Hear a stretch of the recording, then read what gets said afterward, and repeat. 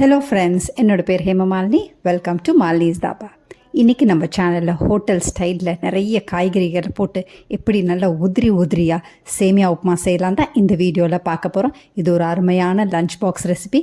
காலையில் நீங்கள் இதை பிரேக்ஃபாஸ்ட்டுக்கும் வச்சுக்கலாம், அதே நேரத்தில் லஞ்ச் பாக்ஸுக்கும் கொடுக்கலாம்.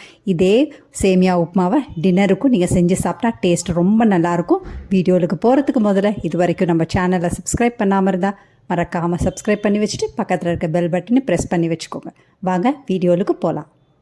சேமியா உப்புமா செய்கிறதுக்கு பெரிய கடாய் அடுப்பில் வச்சுருக்கேன். இதில் 3 டேபிள் ஸ்பூன் அளவுக்கு எண்ணெய் சேர்த்துக்கோங்க. எண்ணெய் நல்லா சூடானோன்னே 1 டீஸ்பூன் கடுகு, 1 டீஸ்பூன் உளுந்து, 2 டீஸ்பூன் கடலைப்பருப்பு சேர்த்துக்கோங்க. இதெல்லாம் நல்லா பொரியட்டும். ஃப்ளேமை மீடியம் டு லோலியே வச்சுக்கோங்க.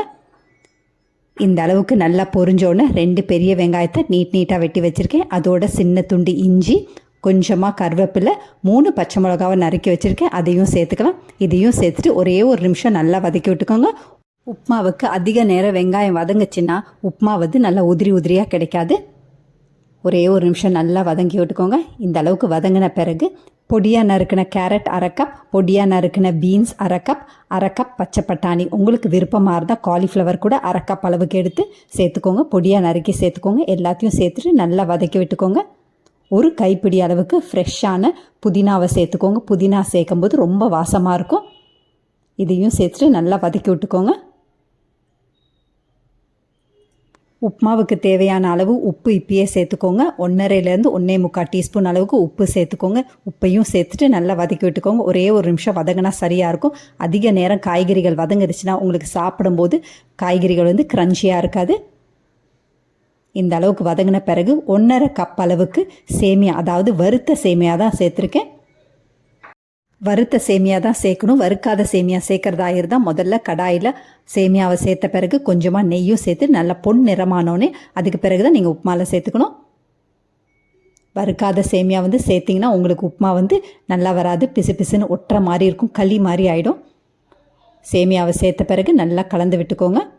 இன்னொரு பக்கத்தில் நான் தண்ணி அடுப்பில் கொதிக்க வச்சுருக்கேன். நல்லா தளன்னு தண்ணி கொதிக்குது. 1.5 கப் அளவுக்கு சேமியா எடுத்துருந்தோம். அதுக்கு அதே கப் அளவுக்கு தான் நீங்கள் தண்ணி சேர்க்கணும். 1.5 கப் அளவுக்கு தண்ணி சேர்க்கணும்.